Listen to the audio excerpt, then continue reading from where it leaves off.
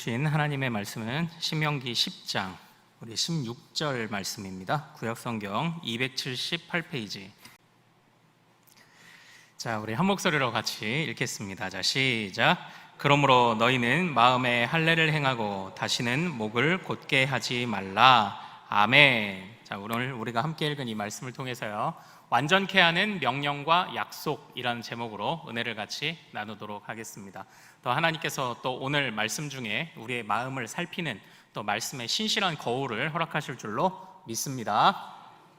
먼저 화면을 하나 볼까요? 이게 뭔지 한번 맞춰보십시오. 이게 뭘까요? 카메라인가?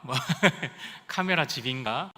네, 테필린이라고 합니다. 네, 들어보신 분도 계실 거예요. 맞습니다. 이것은요, 유대인들이 들고 다니는 말씀통입니다. 말씀통, 테필린이라고 하는데요, 이 사용을 어떻게 하냐면 다음 화면 한번 보여주시죠. 네, 이렇게 사용을 합니다. 지금 어디에 저걸 착용을 하고 있습니까? 먼저는 잘 보이세요? 여기 쪽두리한 것처럼 이마에 하나 있는 것 보이십니까? 네, 이마에 하나 있고요. 그 다음에요, 팔에 있죠. 자, 그런데 팔에 있을 때 특징이 있습니다. 네, 팔에 이렇게 한 번만 묶은 게 아니라 이거를 칭칭 감아서 이렇게 묶었죠. 제가 이제 신학교를 다닐 때에 한 교수님이 이제 이걸 보여주신 거예요. 이걸 보여주시면서 하나하나 설명을 해주시는데, 저 통이 있고요, 그 안에 끈이 있어요. 뭐 저렇게 이제 묶는 용도입니다. 그런데 저 통을 열면은 뭐 이제 원래는 양피지에 이제 무언가가 써 있다고 그래요. 근데 그게 뭐가 써 있을까요? 그 안에 써 있는 거. 예. 저희는 순진하게도 사용 설명서요, 이제 이렇게 얘기를 했어요. 네, 맞습니다. 말씀이 써 있어요. 특별히 어떤 말씀이냐면 신명기 6장에 있는 말씀. 우리 다음 화면 한번 좀 보여주시죠. 같이 한번 읽겠습니다. 시작. 오늘 내가 내게 명하는 이 말씀을 너는 마음에 새기고 너는 또 그것을 내 손목에 매어 기호로 삼으며 내 미간에 붙여 표로 삼고.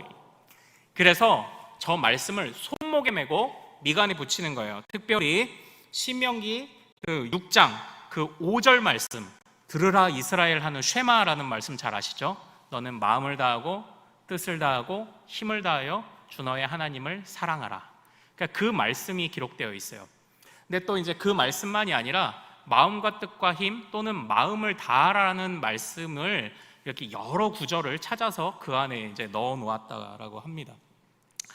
자, 이렇게요, 말하자면은 이 테필린이라는 것은요, 단순하게 이제 묶는 착용 자체의 목적이라기보다는요, 정말 마음에 새기고 정말 하나님의 말씀을 마음에 새기기 위한 시청각, 말하자면 자료이죠. 그래서 눈에 잘 보이는 곳에, 우리의 생각을 상징하는 이마에, 우리의 의지를 상징하는 팔에 이것을 이제 묶는 것입니다. 그러나 결국은 묶기 위한 용도가 아니라 마음을 다시 새기고 점검하기 위한 바로 그런 용도인 것이죠. 이처럼요, 성경은요, 우리의 마음에 관심이 많습니다. 마음이요, 마음. 사실 그렇죠. 성경은 마음을 강조하는 이유가 분명해요. 그래서 오늘 우리가 지금 잠깐 살펴봤던 6장 말씀만이 아니라 오늘 우리가 읽은 이 10장의 본문 말씀에서도요, 또 한 번 등장하고 있어요. 자, 우리 10장 12절 말씀 한번 같이 읽어볼까요? 자, 시작. 이스라엘아, 내 하나님 여호와께서 내게 요구하시는 것이 무엇이냐? 곧 내 하나님 여호와를 경외하며 그의 모든 도를 행하고 그를 사랑하며 마음을 다하고 뜻을 다하여 내 하나님 여호와를 섬기고. 여기도 마음을 다하고 뜻을 다하고 이렇게 이 말씀들이 나와 있죠. 그러니까 신명기 6장 5절만이 아니라 곳곳에서 하나님이 우리에게 원하시는 것은 마음이다, 마음이다, 이렇게 얘기를 하는 거예요. 사실 우리의 마음이 그렇지 않습니까? 이 마음이라는 것이 주님이 우리를 얼마나 신묘막측하게 지으셨냐면 이 마음이 정말 중요해요. 요즘 어떤 만화, 슬램덩크라는 만화에 아주 중요한 대사 하나가 또 사람들에게 인기를 끌더라고요. 말하자면 중막꺽이라고 합니다. 중요한 건 꺾이지 않는 마음. 중꺾마라고 해야 되나? 중요한 건 마음이 꺾이지 않는 것. 사실 우리가 살아가면서도 그렇지 않습니까? 그리고요, 마음이 아프면 몸이 아파요. 또 몸이 아프면 마음이 아프죠. 정말 이 마음이라는 것이 하나님이 정말 놀랍게 신묘막측하게 지으신 거예요. 그런데 이 마음을 강조하는 이유가요, 모든 행동이 이 마음에서 나오거든요. 그래서 예수님께서도 복음서에서 그런 말씀하시지 않았습니까? 뿌리가 좋은 나무는 나쁜 열매를 맺을 수가 없다. 그리고 뿌리가 나쁜 나무는 좋은 열매를 맺을 수 없다. 이렇게 말씀하시지 않았습니까?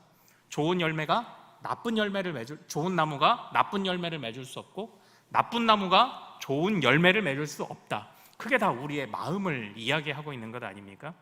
그러므로 마음을 끊임없이 성경은 우리에게 점검하도록 우리에게 권면하고 있는 것이죠. 그런데 그렇게 마음을 강조하는 게 어쨌든 우리가 느끼는 부분뿐만 아니라 성경을 보아도 마음이 왜 강조되는지 사실 우리는 알 수 있습니다. 하나님이 우리를 지으신 목적, 그리고 우리를 구원하신 목적을 생각해 보면 마음이 왜 중요한지 사실 대번에 알 수 있습니다. 주님이 우리를 창조하신 목적은 무엇인가요? 기억나십니까? 하나님이 왜 자기의 형상을 따라 지으셨는데 남자와 여자로 지으셨는가? 우리 주일 설교를 기억하십니까? 남자와 여자를 통해서 드러내시고자 하는 하나님의 중요한 성품이 있기 때문입니다. 그 성품이 뭐였죠? 바로 사랑입니다. 사랑. 하나님은 사랑이시다. 하나님이 사랑이심을 드러내시기 위해 남자와 여자를 지으신 거죠. 또한 하나님이 우리를 구원하신 목적도 마찬가지입니다. 우리를 거룩한 신부로 부르신 겁니다. 그러니까 사랑을 위한 목적이에요. 마음이 없는 사랑 말을 할 수가 있을까요? 사실 그건 애초부터 성립하지 않습니다. 사랑이라는 것은 곧 마음을 다 내어주는 것을 바로 의미하는 것이 아닙니까? 그래서 하나님이 우리를 지으신 목적도 우리를 구원하신 목적도 사랑이기 때문에, 그리고 또한 오늘날 우리의 모습을 보면서도 이 마음의 신묘막측함을 우리가 보는 것을 통해서도 알 수 있는 마음이 중요하다는 겁니다. 마음이 정말 중요해요. 이전에요, 한 연예인들 부부를 모아서 관계회복 프로젝트를 한 적이 있어요. 그런데 그때 초반에 그 부부들을 다 인터뷰를 합니다. 그런데 하나같이 하는 소리가 있습니다. 바로 무슨 소리냐면 이런 이야기를 합니다. 우리는 사실상 쇼윈도 부부였습니다. 이렇게 얘기를 해요. 쇼윈도 부부라는 뜻이 뭔가요? 쇼윈도가 뭔가요? 백화점 지나갈 때 보면 그 해의 신상품 아니면 좋은 옷들 이렇게 마네킹에 입혀서 전시해 놓은 걸 쇼윈도라고 하죠. 항상 그 밝은 모습, 항상 좋은 모습, 웃고 있는 마네킹에다가 아주 멋들어진 옷들을 입혀놓은 것이 쇼윈도 아닙니까? 그런데 이 연예인들이 한창 나와서 하는 얘기가 그거예요. 그러니까 카메라가 비춰지면 좋은 모습을 볼 수밖에 없잖아요. 그러니까 우리는 다 쇼윈도 부부였다고 이야기를 하는 거예요. 그러니까 하나하나 그 부부를 가서 인터뷰를 하고 상담을 하고 면담을 해보니까 그 안에 정말 크고 작은 문제들이 많아요. 강압적으로 말하는 남편, 그리고 과소비하는 아내랄지, 아니면 서로 마음이 달라서 시댁 문제, 처가 문제, 온갖 갈등들이 그 안에 있었는데 사람들 앞에 나오면 항상 쇼윈도 부부로 지낼 수밖에 없었다라는 것이죠. 보여주기 좋게만 살아온 것 같다는 그런 반성들. 사랑하는 여러분, 여기서 이제 우리의 모습들을 한번 점검해 보기를 원합니다. 하나님이 우리에게 원하시는 믿음이라는 것은요, 하나님이 우리에게 원하시는 사랑이라는 것은 우리의 온 마음을 다 요구하고 계시는 바로 그런 것입니다. 우리는 하나님 앞에 쇼윈도 크리스찬은 아닙니까? 쇼윈도 그리스도인은 아닌가요? 그 찬양 아십니까? 그 믿음의 가정이라는 그 찬양을 부르셨던 바로 그 CCM 가수가 있었는데요. 그분이 그 찬양을 부부가 같이 불렀어요. 그런데 어느 날 라디오에 나와서 인터뷰를 하는데 이 찬양 사역을 하면서 가장 어려운 때가 언제십니까? 라는 질문에 이런 얘기를 하더라고요. 부부싸움을 하고 나온 날 아침에 부부싸움을 하고 나온 날 저녁에 찬양 집회에서 그 노래를 불러야 할 때. 그러니까 아침에 부부싸움 했는데 성도들 앞에서 우리를 죽기까지 사랑하신 그 사랑으로 당신을 사랑하리, 이 노래 가사를 부르는 게 너무나도 힘들었다, 바로 이런 이야기를 하더라고요. 사랑하는 여러분, 여러분은 어떠십니까? 저는 이 말씀들을 준비하면서 오늘날 내 마음은 어디 있는가 한번 좀 돌아보게 되더라고요. 여기서 잠깐 조금 다른 얘기를 해볼게요. 그 어떤 분들이요, 저도 이제 많이 이렇게 어쨌든 앞에 서는 입장이다 보니까 저도 이제 겉으로는 이렇게 뭐 말쑥하게 항상 차려입고, 그리고 또 뭐 꾸밀 수 있는 대로 뭐 머리도 다듬고 드라이도 하고 뭐 하여튼 그러고 나오지 않습니까? 그런데 저도 사실은 이제 집에 가면요, 뭐 여러분들하고 똑같습니다. 그래도 저는 좀 솔직해지려고, 나는 쇼인도 목사가 되지 말아야지 하고 해서 저는 집에서는 좀 그래도 편안하게 좀 솔직하게 있습니다. 그래서 제가 집에서 어떻게 지내는지 자료 화면을 좀 하나 가져왔습니다. 자, 저는 이렇게 편한 옷을 입고 편안하게 항상 잠을 잡니다. 네, 얼마나 편안해 보이십니까? 너무 편안해서 항상 숙면을 취하고 새벽 기도에 나올 정도죠. 그리고 또 저는 항상 편한 옷을 입고 씻습니다. 다음 화면 한번 볼까요? 항상 저렇게 저는 편한 옷을 입고 생활을 합니다. 네, 다음은 이제 사진을 내려주세요. 민망하니까. 자, 어떠신가요? 사실 집에서 저러는 사람은 없죠. 집에서 저렇게 말쑥하게 갇혀 있고 그런 사람이 있습니까? 없어요. 집에서는요, 다 편안하게 있고요. 그리고 왠지 집에서는 좀 덜 입어도 될 것 같잖아요. 가족들이고 하니까요. 편한 옷 입고 그냥 시원하게 입고 그러고 있어요. 저도 사실은 저건 뭐 말도 안 되죠. 자, 그런데요, 한번 생각을 해보시죠. 집에서는 우리가 무장해제됩니다. 그리고 어떻게 보면요, 겉에서 보여지는 저의 모습이 또 이 모습이 저에게 진짜 모습이 아닌 것은 아니지만, 사실 가족들에게 그리고 그 저 혼자 있을 때, 어떤 면에서 제가 혼자 있을 때의 모습이 사실 진짜 내 모습이라고 말할 수 있지 않을까요? 좀 무장해제됐을 때, 사랑하는 여러분, 여러분들은 오직 다른 사람의 눈이 없는 곳, 그러니까 오로지 하나님 앞에서만 나 홀로 있을 때, 그때의 여러분의 모습은 어떠신가요? 그게 사실 여러분의 진짜 모습입니다. 그게 저의 진짜 모습이에요. 무장해제 되었을 때 겉에서는 얼마든지 이렇게 말쑥하게 차려입고 겉으로는 얼마든지 이렇게 우리가 할 수 있습니다. 주일에는 얼마든지 우리가 정말 그리스도인으로서의 모습을 보일 수 있습니다. 그러나 다른 성도들이 보지 않을 때, 목사님이 보지 않을 때, 오로지 하나님만이 나를 바라보실 때, 바로 그 모습, 무장해제된 모습, 그때의 우리의 모습은 어떠한가요? 그것이 진짜 사실 우리의 마음 아닐까요? 그러므로 우리의 마음을 점검해 봐야 하겠죠. 하나님, 나는 하나님 앞에서 홀로 서 있을 때의 나의 모습은 어떠한 모습입니까? 하나님, 무장해제 되었을 때 내 모습은 어떤 모습입니까? 아무도 보는 이 없을 때 내 모습은 정말 어떤 모습입니까? 바로 이것이 우리를 점검하는 기준이 되어야 하지 않겠습니까? 오늘 그런데요, 우리가 읽은 이 10장 16절 말씀에서는요, 그래서 마음을 점검하라고 말씀을 하고 있는데 독특하게 점검을 하고 있습니다. 자, 우리 같이 한번 16절 다시 한번 같이 읽어보겠습니다. 시작. 그러므로 너희는 마음에 할례를 행하고 다시는 목을 곧게 하지 말라. 아멘. 이렇게 돼 있죠. 여기서 주님은요, 그러니까 우리의 마음을 점검하라는 겁니다. 전심으로 하나님을 사랑하는가, 전심으로 하나님을 사랑하는가를 묻고 계신데, 특별히 마음에 무엇을 행하라 라고 이야기를 하고 있습니까? 마음에 할례를 행하라, 이렇게 말씀을 하고 있죠. 자, 사랑하는 여러분, 할례라는 것은 무엇입니까? 하나님의 백성의 표를 몸에 새긴 것입니다. 하나님의 백성의 표를 몸에 새겼어요. 이스라엘 백성들은 할례를 참 자랑스럽게 여겼죠. 그래서 여호수아가 가나안 땅에 들어와 가나안 땅을 정복할 때에 여리고 성이라는 그 당시 가나안의 관문과 같은 큰 성읍의 전투를 앞두고 행했던 중요한 일이 무엇이냐? 전쟁을 준비하거나 군사훈련을 하는 게 아니었습니다.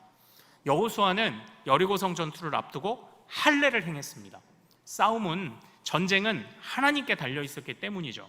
그러므로 전쟁의 성패는 누가 하나님의 편에 서 있는가만 증명하면 되는 것이었습니다. 그래서 여호수아는 할례를 명했습니다. 그래서 광야 40년 동안 시행되지 않았던 할례를 그들이 행하고 하나님의 백성이라는 확실한 표를 가졌을 때 여리고성 전투에서 정말 가능성이 없는 싸움에서 승리를 하게 된 것 아닙니까? 이처럼 이러한 역사들 속에서 이스라엘 백성들은 이 할례를 굉장한 자부심으로 갖고 있었어요. 또 다윗이 골리앗을 만났을 때 골리앗이 어떤 자라고 다윗이 이야기를 했습니까? 많은 사람들은 골리앗의 용모와 신장을 받지만 다윗은 저 할례 받지 못한 자가 어찌하여 살아계신 하나님을 욕하는가, 그렇게 말하며 할례 받은 자와 할례 받지 않은 자를 구분하는 모습을 우리는 성경에서 볼 수 있습니다. 할례라는 건요, 그겁니다. 그러니까 분명한 흔적, 표를 우리의 몸에 새기는 거죠. 내가 확실하게 하나님의 편이라는 것을 증명하는 것입니다. 그러나 성경은 이 몸에 새긴 할례만으로 만족하지 않습니다. 우리 사도 바울이 갈라디아서 6장에서 바로 이런 말씀을 하셨습니다. 할례나 무할례가 아무것도 아니로되 오직 새로 지으심을 받는 것만이 중요하니라. 이후로는 누구든지 나를 괴롭게 하지 말라. 내가 내 몸에 예수의 흔적을 지니고 있노라. 이 말씀과 같이 사실을 몸에 새긴 이 할례의 표를 이스라엘은 자랑스러워했습니다. 그러나 그 몸에 새긴 표는 언제든지 변질될 수 있는 것이었습니다. 하지만 사도 바울은 갈라디아서 6장에서 무엇을 강조하고 있는 겁니까? 너희들 마음에 진짜 예수의 흔적이 있느냐, 그게 더 중요하다고 이야기를 하고 있습니다. 구약도 마찬가지죠. 오늘 마음에 할례를 행하라 라고 주님은 분명하게 명하고 계십니다. 너의 마음이 어디에 있느냐, 너의 마음에도 하나님의 백성이라는 분명한 표가 너희 마음에도 새겨져 있느냐, 예수의 흔적이 너희 안에 새겨져 있느냐, 성경은 우리에게 그것을 참 중요하게 묻고 있는 거예요. 사랑하는 여러분, 우리가 살아가면서요, 때때로 그 시험과 어려움을 당할 때가 있습니다. 저는 학창 시절에 말씀드렸던 것처럼 그렇게 썩 엘리트가 되거나 공부를 잘하는 학생은 아니었어요. 이제 그냥 꾸준히 하다가 마지막에 그냥 퐁 이렇게 조금 열매를 거두는 좀 그런 타입이었는데, 학창 시절에 그렇게 두각을 나타내는 편은 아니었어요. 그러나 제가 그래도 마음 자세만큼은 어느 모범생 못지 않았던 것이 뭐였냐면, 저는 시험 기간을 좋아했습니다. 잘 보는 건 아닌데 시험 기간을 좋아했어요. 왜냐하면 항상 이런 생각이 있었거든요. 시험 기간은 괴로운 기간이 아니라 지금 나의 상태를 객관적으로 평가하는 때이다라는 이 생각이 제 안에 항상 있었어요. 그러다 보니까 지금 내 수준이 요만큼이구나, 내 수준이 이 정도구나를 판단하는 차원에서 그래도 시험 기간이 저는 싫지는 않더라고요. 항상 이제 내가 이것밖에 안 되는구나를 많이 느끼기도 했지만 시험 기간이 싫지는 않았습니다. 시험이라는 것은요, 그런 것 같아요. 신명기 8장 2절로 우리 가서 한번 읽어볼까요? 신명기 8장 2절.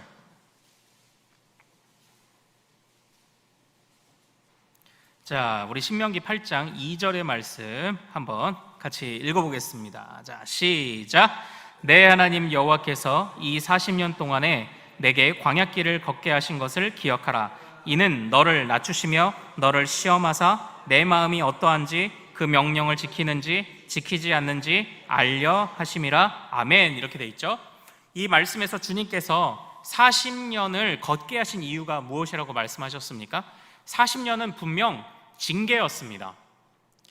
하나님의 백성들이 바로 가나안 땅에 들어갈 수 있었지만 바로 정탐꾼, 정말 여호수아와 갈렙을 제외한 나머지 정탐꾼의 말을 듣고 그 땅을 차지할 수 없다고 말했던 불순종, 그 불순종으로 인한 징계였어요. 그러나 사랑하는 여러분, 우리가 지난주 에스라서 말씀을 본 것처럼 에스라서에서 70년 동안 징계의 시기를 보냈다고 했습니다. 그러나 이 징계의 시기를 하나님이 그냥 징계를 위한 징계가 아니었다고 그랬죠. 그때에 하나님이 여전히 악을 심판하고 계셨고 그의 백성을 기억하고 계셨으며 그의 백성의 마음을 새롭게 하셔서 다시 건져주셨다고 하지 않습니까? 마찬가지입니다. 마찬가지로 광야 40년은요, 그것이 징계의 때이기도 했지만 40년은 하나님의 훈련 기간이었고 시험 기간이었습니다. 지금 너희의 객관적인 마음의 상태가 어디 있는지를 봐라. 너희가 하나님을 사랑하지 않고도 하나님과 함께 가나안이라는 신혼집에 들어갈 수 있겠느냐? 사랑하지 않는 남편, 사랑하지 않는 아내를 우리 집에 드릴 수 있겠느냐? 지금 그 이야기를 물으시던 과정이 바로 이 광야라고 말씀을 하고 계신 거예요. 그런데 이 광야를 통해서 어쨌든 하나님의 뜻을 이루셨죠. 그 때를 통해 우리를 정결하게 바꾸셨죠. 그 때를 통해 우리를 깨닫게 하셨죠. 그러므로 사랑하는 여러분, 하나님께서 때때로 우리에게 시험과 고난을 주시더라도요, 그 때를 정말 우리가 감사로 받아야 하지 않을까요? 하나님이 우리의 마음을 점검하라고 하시는구나. 하나님이 우리를 괴롭게 하시려는 것이 아니라 우리의 마음을 확인하시려고 하는구나. 우리의 마음이 확인되었을 때, 하나님이 하나님의 집으로 우리를 들이시겠구나. 하나님이 우리를 더욱 큰 사랑으로 품으시겠구나. 이건 그냥 지나가기만, 내가 잘 인내하고 지나가기만을 기다리면 되는 시간이구나. 낙심할 이유가 없더라고요. 그처럼 우리의 마음이 어디에 있는가, 객관적으로 말씀 앞에 비추어 점검도 하고, 때로 시험과 고난이 찾아올 때도 그것을 통하여 점검하고, 그래서 우리가 하나님 앞에 우리의 마음이 어디 있는가를 점검하는 것, 사실 이것이 우리 신앙생활의 전부라고 해도 과언이 아닐 줄로 믿습니다. 하나님이요, 정말 우리에게 마음의 할례를 요구하세요. 그 마음의 할례를 요구하시는 이유가 있어요. 바로 그 이유가요, 14절, 10장으로 다시 돌아가겠습니다. 10장 14절과 15절을 한번 같이 읽어보겠습니다. 자, 같이 읽습니다. 시작. 하늘과 모든 하늘의 하늘과 땅과 그 위의 만물은 본래 내 하나님 여호와께 속한 것이로되 여호와께서 오직 내 조상들을 기뻐하시고 그들을 사랑하사 그들의 후손인 너희를 만민 중에서 택하셨음이 오늘과 같으니라. 아멘. 하나님께서 마음의 할례를 요구하시는 분명한 이유를 보십시오. 만군의 하나님이 바로 너희의 하나님이다. 만군의 하나님이 너희의 신랑이시다. 그러므로 그 신랑에게 마땅히 보여야 할 너희의 반응은 마음을 다 드리는 것이다. 마음을 다 드리는 것이다. 지금 그 이야기를 하고 있는 것 아닙니까? 당시요, 이 모세오경의 말씀이요, 제가 그런 말씀을 드렸죠. 모세가 백성들에게 그 당시에 있었던 문화, 잘못된 문화를 교정해 주기 위한 목적으로도 이 모세오경을 기록했다라는 말씀을 제가 드린 적이 있어요. 언제 그 말씀을 드렸냐면, 해달별, 파라오, 이집트의 바로가 태양신 라의 아들이라는 별칭을 가지고 있었습니다. 그러므로 나는 신의 아들이고 백성들 너희는 다 나의 종이고 노예다. 그래서 자신의 이 통치권의 정당성을 확보하기 위해 많은 왕들이 바로 그러한 그 이론들을 가지고 통치 수단으로 삼았습니다. 그러나 그때 하나님은 말씀하셨죠. 창조될 때에 성경은 창세기 1장에서 해, 달이라고 표현하지 않습니다. 하늘에 그저 두 광명체가 있다고 말을 하는 것 기억이 나십니까? 그러니까 이렇게 얘기하는 거죠. 태양 그거 신 아니야. 그냥 하늘에 떠 있는 빛나는 덩어리야. 그런데 심지어는 그건 스스로도 빛을 낼 수 없어. 빛은 하나님이 첫날에 이미 창조하신 거야. 바로 이렇게 말씀을 하고 있지 않습니까? 해달별은 넷째 날 창조됐잖아요. 그것처럼 그 당시에 팽배해 있던 문화는요, 정말 그 당시에 있는 그 지금도 이제 많이 해석이 되고 발굴된 그 당시에 이제 기록된 어떤 그 옛날 전설들을 보면 신들이 서로 다툼을 했습니다. 다툼을 하다가 그러다가 서로 싸우게 됐죠. 싸움을 하면은 피를 흘리는 신들이 있지 않습니까? 이제 여기서부터 잘못됐어요. 신들이 굉장히 이기적이고요, 권력 다툼을 합니다. 서로 싸우는 신들이에요.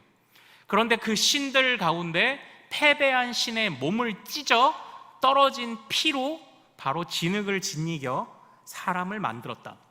그리고 그 사람을 만들어서 시킨 일이 바로 신을 만족시키도록 하는 종의 역할을 감당하도록 사람을 만들었다고 그 당시에 많은 이 전설들이 기록되어 있어요.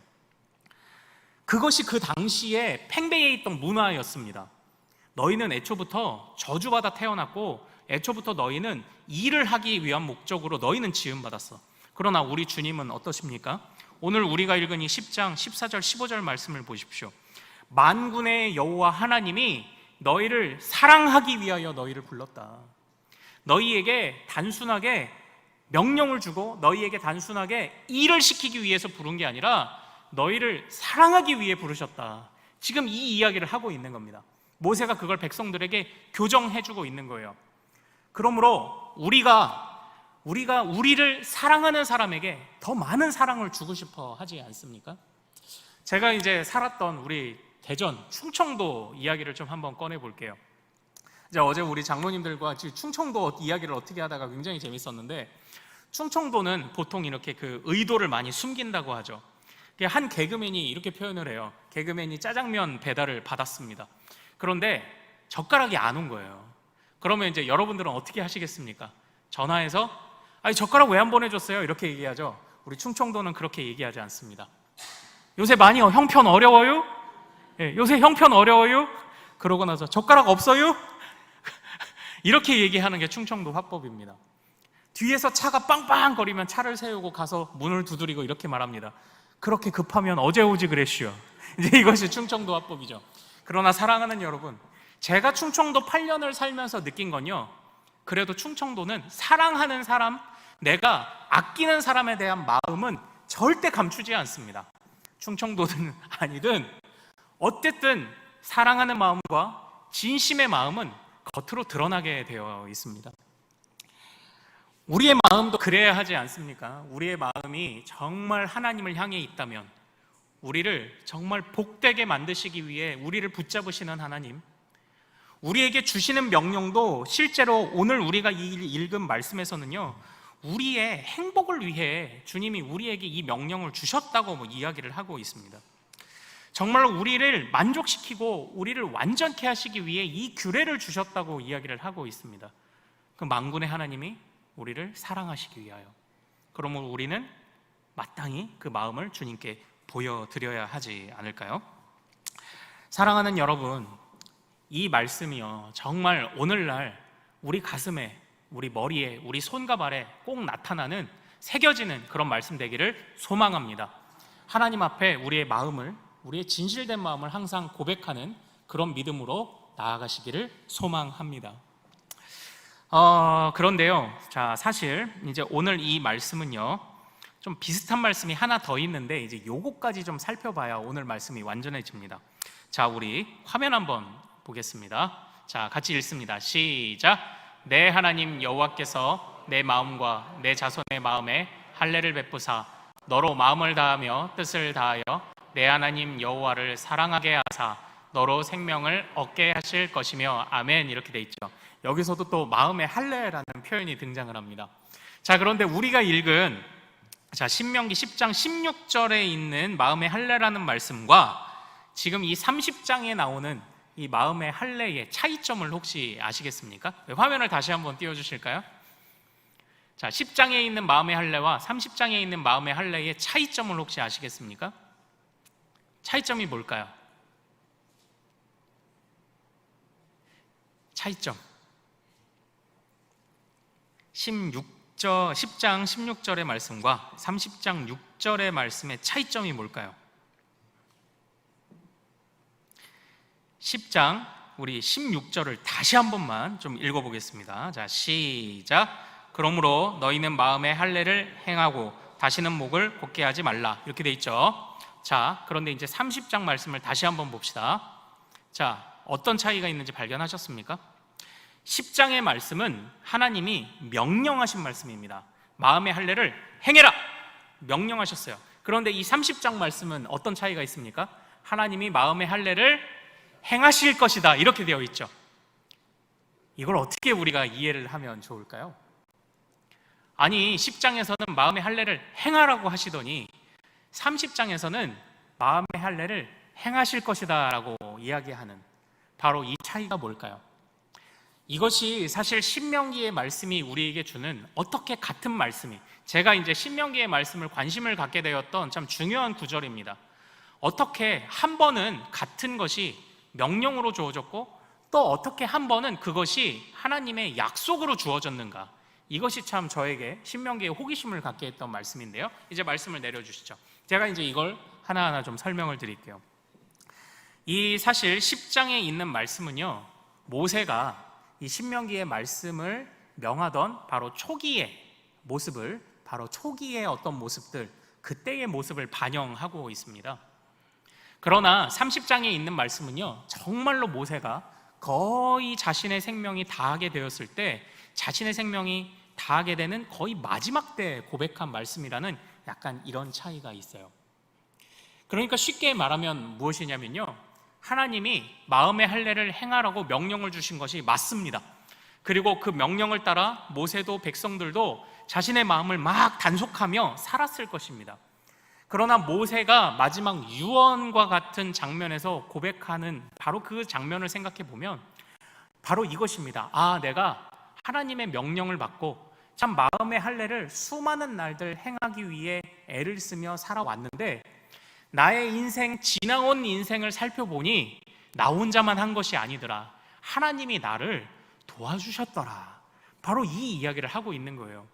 그래서 백성들아, 하나님의 말씀을 지켜라.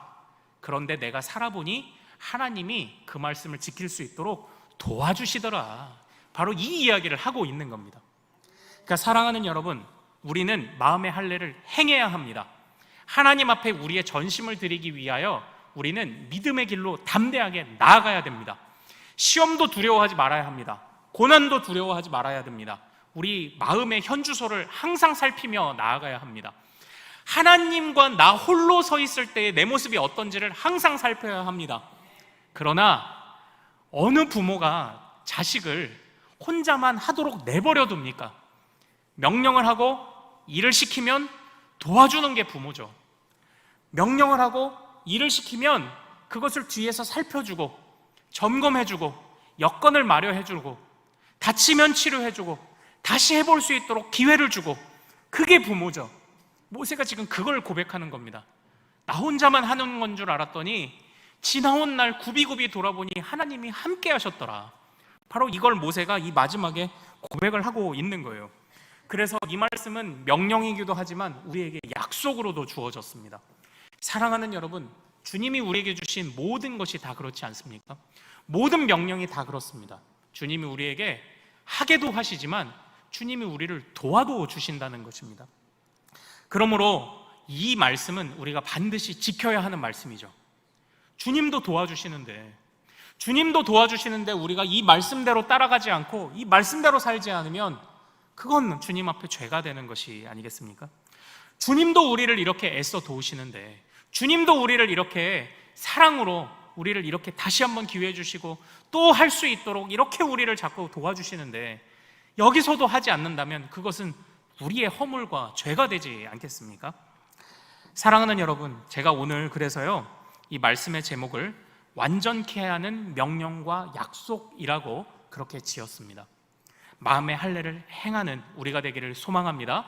그러나 주를 의지함으로 우리가 혼자 싸우는 싸움이 아니라는 것 또한 기억하시는 우리 성도님들 되시기를 소망합니다. 마음의 할례를 행하여 하나님 앞에 완전한 믿음으로 나아갑시다. 그리고 그 명령을 따라갑시다. 그러나 주님의 약속 또한 신뢰하는 가운데 이 일을 이룰 수 있다는 확신을 가지고 우리가 하나님 앞에 부끄러울 것이 없는 일꾼으로 살아가기를 소망합니다.